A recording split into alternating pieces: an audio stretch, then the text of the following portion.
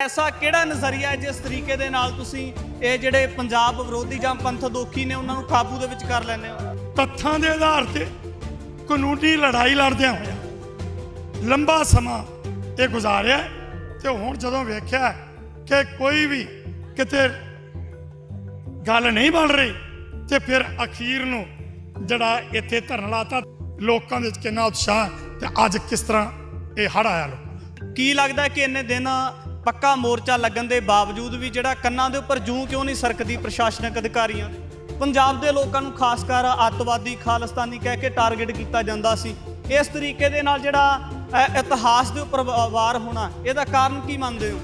शुरू तो लैके अज तक वो शक्तियां जड़ियां ने कंबदियां ने डरदियां ने जिस करके सिख कौम नूं निशाना बनाया जाए। बहुत वड्डा धक्का सिखां वास्ते धक्का सिख इतिहास नाल ही छेड़छाड़ पर साडी शरधा तोड़ी जा रही है। अगों असीं बच्चिआं नूं की दस्सांगे? सारियां ही जड़ियां भी पॉलिटिकल पार्टीज़ है उन्होंने किसी बंदे एक नूं शर्म है नहीं भी इस गल दे छेड़छाड़ हुई है। तो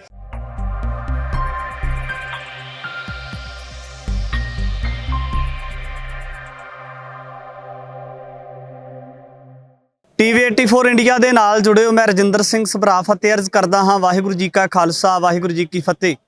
मोहाली पंजाब स्कूल सिक्ख्या बोर्ड ਦੇ बार-बार खड़े हैं और ਇੱਥੇ बलदेव सिंह सिरसा ਦੇ ਵੱਲੋਂ ਜਿਹੜਾ ਪੱਕਾ ਮੋਰਚਾ ਲਗਾਇਆ ਹੋਇਆ ਹੈ ਸਿੱਖ ਜਥੇਬੰਦੀਆਂ ਤੇ ਕਿਸਾਨ ਜਥੇਬੰਦੀਆਂ ਨੂੰ ਅੱਜ 15 ਫਰਵਰੀ ਦੀ ਕਾਲ ਦਿੱਤੀ ਗਈ ਸੀ ਕਿ ਜਿਹੜਾ ਸਰਕਾਰਾਂ ਦੇ ਖਿਲਾਫ ਰੋਸ ਪ੍ਰਗਟਾਵਾ ਕੀਤਾ ਜਾਣਾ ਹੈ कि किस तरीके दे नाल इतिहास दे विच जिहड़ा है मिलावट की जा रही है। गुरु नानक पातशाह महाराज जी अते समूह सिख इतिहास नूं हिंदू धर्म दे नाल जुड़ के देखा जा रहा है। 12वीं जमात दी विच 12वीं क्लास दी जमात दे विच इस तरीके दे नाल जिहड़ा इतिहास दे विच मिलावट करन दा यतन कीता जांदा है तां इह तुसीं अज सिख जथेबंदियां वल्लों किसान जथेबंदियां वल्लों और सरदार बलदेव सिंह सिरसा की अगवाई के हेठ जिहड़ा रोस प्रदर्शन किया जा रहा है और ਜਿਹੜੀਆਂ पंजाब के अंदर सरकारां रहीआं ने उन्हां दे पुतले फूके जाणगे। सब तो पहला तुसीं जीप का दृश्य देख सकते हो कि कैप्टन अमरिंदर सिंह की तस्वीर लगा के जीप के अगर पुतला लगाया होया है और पंथ दोखी उपर लिखिया होया कि पंथ दोखी ने उन्होंने इतिहास दे विच इस तरीके दे नाल मिलावट की है। तां तुसीं पिछले पासे देख सकते हो सरदार प्रकाश सिंह बादल उन्हां दी तस्वीर लगा के उन्हां दा पुतला लगा के रोस का प्रगटावा किया जा रहा है। तो इत्थे असीं गलबात करन दी कोशिश भी करांगे। सिरसा साहब किवें देखदे हो अज इन्ने दिन हो चुके हैं मोर्चा लगाए नूं तां अज ये फैसला लेना पिया रोस का प्रगटावा करना पिया इस तरीके दे नाल पुतले फूकण तक गल आ चुकी है तां किवें देखदे हो जी? देखो गल ये है कि असीं ये जिहड़ा संघर्ष शुरू किया ये बड़ा अहम है और ये संघर्ष उन्ना चिर जारी रहेगा जिन्ना चिर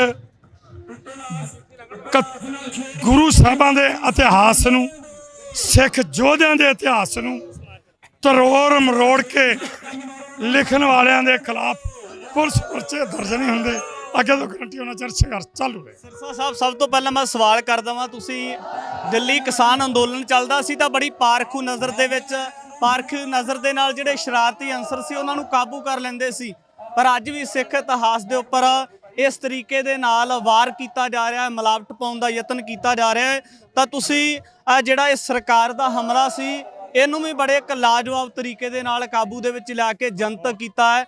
सरकार दे जिहड़े वो प्रशासनिक अधिकारी ने उन्हां दे उपर कार्रवाई लैके मंग कर रहे हो तां ऐसा किहड़ा नज़रिया है जिस तरीके दे नाल तुसीं ये जिहड़े पंजाब विरोधी जां पंथदोखी ने उन्हां नूं काबू दे विच कर लैंदे हो?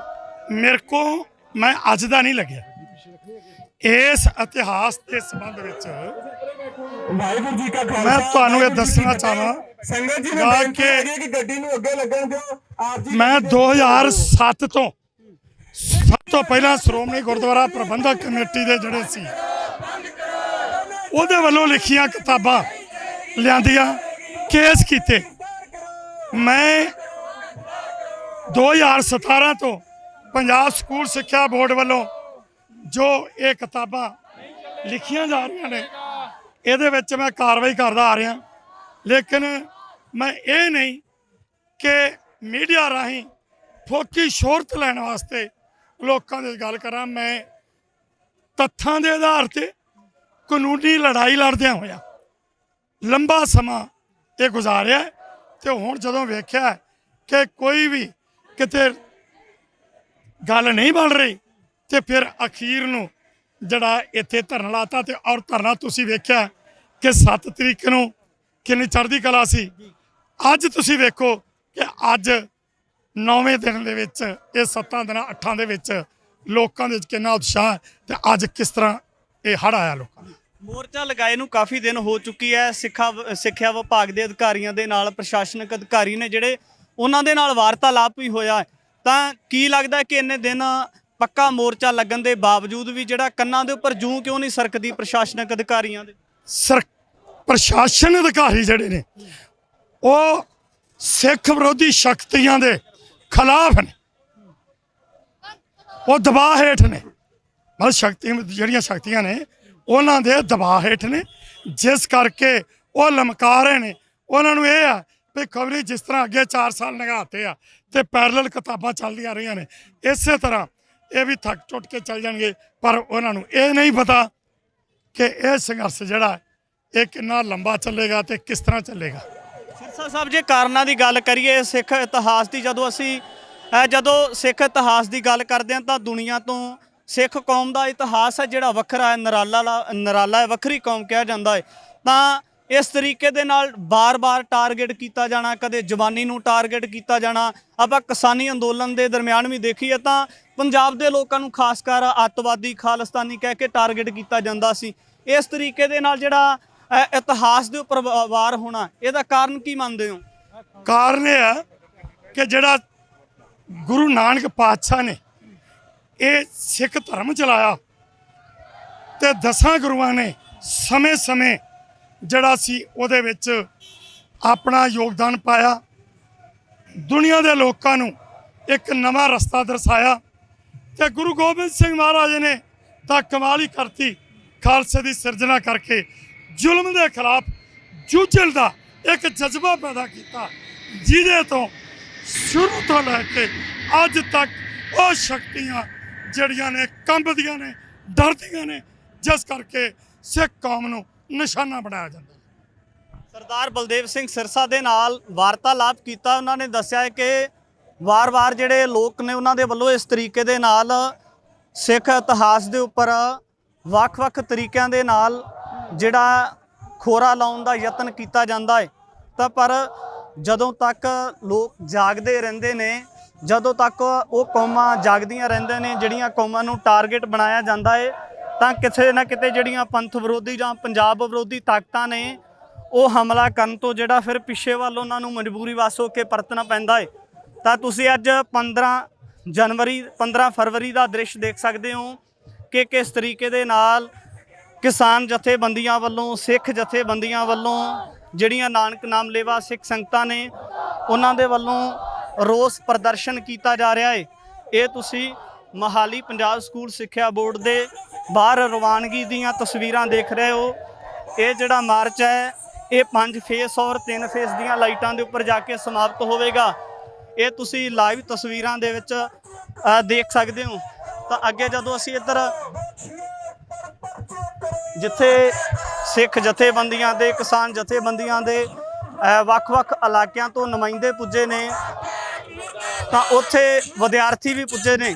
ਤਾਂ ਇਹ ਤੁਸੀਂ ਲਾਈਵ ਤਸਵੀਰਾਂ ਦੇ ਵਿੱਚ ਦੇਖ ਸਕਦੇ ਹੋ ਕਿ ਬਾਪੂ ਲਾਭ ਸਿੰਘ ਜਿਨ੍ਹਾਂ ਨੇ ਮਟਕਾ ਚੌਂਕ ਦੇ ਵਿੱਚ ਲੰਬਾ ਸਮਾਂ ਧਰਨਾ ਲਗਾ ਛੱਡਿਆ, ਸ਼ਾਂਤਮਈ ਧਰਨਾ ਲਗਾ ਛੱਡਿਆ, ਕਿ ਇਹਨਾਂ ਦੇ ਸਿਰੜ ਦਾ, ਇਹਨਾਂ ਦੇ ਸਿਦਕ ਦਾ ਸਦਕਾ ਜਿਹੜਾ ਸੀ ਬਾਪੂ ਲਾਭ ਸਿੰਘ ਚੌਂਕ ਵੀ ਚੌਂਕ ਦੇ ਨਾਮ ਦੇ ਨਾਲ ਉਸ ਚੌਂਕ ਨੂੰ, ਮਟਕਾ ਚੌਂਕ ਨੂੰ ਯਾਦ ਕੀਤਾ ਗਿਆ।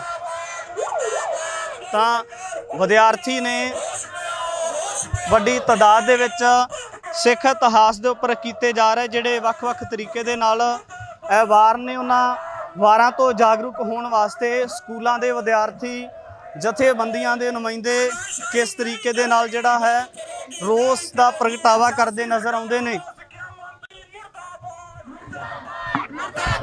ਸਰਦਾਰ ਅਮਰਤਪਾਲ ਸਿੰਘ ਬਿੱਲਾ ਜੀ ਨੇ, ਉਹਨਾਂ ਦੇ ਨਾਲ ਗੱਲਬਾਤ ਕਰ ਲੈਂਦੇ ਆ। ਕਿਵੇਂ ਦੇਖਦੇ ਹੋ ਜੀ ਇਸ ਤਰੀਕੇ ਦੇ ਨਾਲ ਜਿਹੜਾ ਸਾਡਾ ਯੂਥ ਹੈ ਜਾਂ ਜਿਹੜਾ ਸਾਡਾ ਆਉਣ ਵਾਲਾ ਭਵਿੱਖ ਹੈ, ਤਾਂ ਸਿੱਖ ਇਤਿਹਾਸ ਦੇ ਪ੍ਰਤੀ ਸ਼ੰਕੇ ਪੈਦਾ ਕਰਕੇ ਇਸ ਤਰੀਕੇ ਦੇ ਨਾਲ ਜਿਹੜਾ ਵਾਰ ਵਿਵਾਦ ਪੈਦਾ ਕੀਤਾ ਜਾਣਾ ਸਰਕਾਰ ਦੇ ਨੁਮਾਇੰਦਿਆਂ ਦੇ ਵੱਲੋਂ, ਕੀ ਲੱਗਦਾ ਇਸ ਬਾਰੇ ਤੁਹਾਨੂੰ?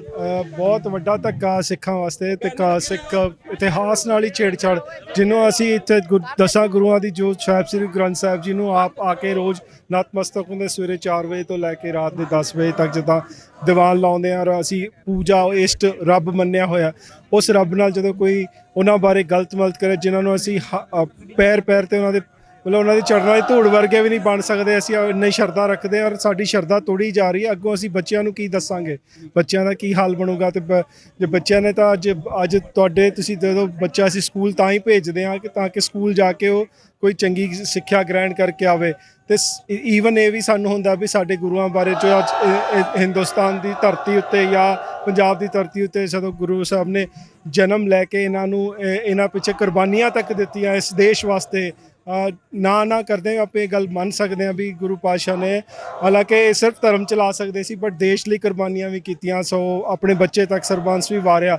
ਤੇ ਉਹ ਬੱਚਿਆਂ ਬਾਰੇ ਸਾਡੇ ਬੱਚੇ ਕੀ ਸਿੱਖ ਰਹੇ ਨੇ, ਅਸੀਂ ਹਾਂ ਦੀਦੀ ਜੇ ਮੰਨਣਾ ਹੋਵੇ ਤਾਂ ਮੁੱਖ ਕਾਰਨ ਕੀ ਮੰਨਿਆ ਜਾਵੇ ਕਿ ਇਸ ਤਰੀਕੇ ਦੇ ਨਾਲ ਇਤਿਹਾਸ ਨੂੰ ਜਿਹੜਾ ਛੇੜਛਾੜ ਕਰਕੇ ਗਿਣੀ ਮਿੱਥੀ ਸਾਜ਼ਿਸ਼ ਦੇ ਤਹਿਤ ਟਾਰਗੇਟ ਕਰਨ ਦੀ ਕੋਸ਼ਿਸ਼ ਕੀਤੀ ਜਾ ਰਹੀ ਹੈ? ਬਿਲਕੁਲ ਇਹ ਸਾਫ਼ ਨਜ਼ਰ ਹੀ ਆ ਰਿਹਾ ਬਲੇ। ਔਰ ਮੈਂ ਇਹ ਸਮਝਦਾ ਸਾਰੀਆਂ ਹੀ ਜਿਹੜੀਆਂ ਵੀ ਪੋਲੀਟੀਕਲ ਪਾਰਟੀਆਂ ਹੈ ਉਹਨਾਂ ਨੂੰ ਕਿਸੇ ਬੰਦੇ ਇੱਕ ਨੂੰ ਸ਼ਰਮ ਹੈ ਨਹੀਂ ਵੀ ਇਸ ਗੱਲ ਦੇ 'ਚ ਛੇੜਛਾੜ ਹੋਈ ਹੈ। ਤੇ ਜੇ ਤੁਸੀਂ ਪੱਗਾਂ ਰੱਖੀਆਂ ਹੋਈਆਂ ਆਪਣੇ ਸਿਰ ਤੇ ਉਹ ਪੱਗ ਕਿਸ ਗੱਲ ਦੀ ਨੁਮਾਇੰਦਗੀ ਕਰਦਾ? ਗੁਰੂ ਸਾਹਿਬ ਦੀ। ਤੇ ਗੁਰੂ ਸਾਹਿਬ ਦੀ ਤੁਸੀਂ ਨੁਮਾਇੰਦਗੀ ਕਰਨ ਦੀ ਗੱਲ ਕਰਦੇ ਹੋ ਹਰ ਥਾਂ ਤੇ। ਮੈਂ ਸਿੱਖ ਹਾਂ, ਮੈਂ ਸਰਦਾਰ ਹਾਂ, ਮੈਂ ਸਰਦਾਰਾਂ ਦਾ ਪੁੱਤ ਹਾਂ, ਭਾਵੇਂ ਦਾੜੀ ਕੱਟੀਏ ਭਾਵੇਂ ਕੇਸ ਮੁੰਨੇ ਆ, ਪੱਗ ਬੰਨ੍ਹ ਕੇ ਜਦੋਂ ਓਕੇਜਨਲੀ ਤੁਸੀਂ ਜਾਂਦੇ ਹੋ ਸਿਰਫ ਇਹ ਸ਼ੋਅ ਕਰਨ ਵਾਲੇ ਸਰਦਾਰਾਂ ਦਾ। ਤੇ ਜਿਨ੍ਹਾਂ ਨੇ ਸਰਦਾਰੀ ਬਖਸ਼ੀ ਉਹਨਾਂ ਬਾਰੇ ਤੁਸੀਂ ਇਹ ਬਕਵਾਸ ਕਿਵੇਂ ਪੜ੍ਹ ਲੈਂਦੇ, ਕਿਵੇਂ ਆਪਣੇ ਬੱਚਿਆਂ ਨੂੰ ਪੜ੍ਹਨ ਦੀ ਇਜਾਜ਼ਤ ਦੇ ਦਿੰਦੇ ਹੋ? ਸੋ ਮੈਂ ਲਾਹਨਤ ਪਾਉਂਦਾ ਹਰ ਇੱਕ ਪੋਲੀਟੀਕਲ ਪਾਰਟੀ ਤੇ ਕਿ ਉਹ ਆ ਕੇ ਇਸ ਗੱਲ ਤੇ ਪੂਰਾ ਗੌਰ ਕਰਨ ਤੇ ਇਸ ਗੱਲ ਤੇ ਪੂਰੇ ਕੋਈ ਵੀ ਇੱਕ ਇਨੀਸ਼ੀਏਟਿਵ ਪਾਰਟੀ ਲੈ ਲਵੇ ਤੇ ਸ਼ਾਇਦ ਸਿੱਖ ਤੁਹਾਡੇ ਨਾਲ ਖੜ ਜਾਣ।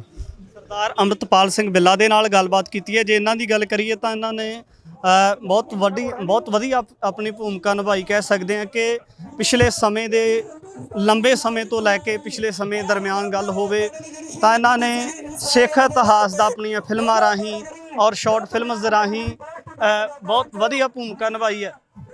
ਤਾਂ ਇਹ ਤੁਹਾਨੂੰ ਲਾਈਵ ਅਸੀਂ ਤਸਵੀਰਾਂ ਦੇ ਵਿੱਚ ਦ੍ਰਿਸ਼ ਦਿਖਾ ਸਕਦੇ ਹਾਂ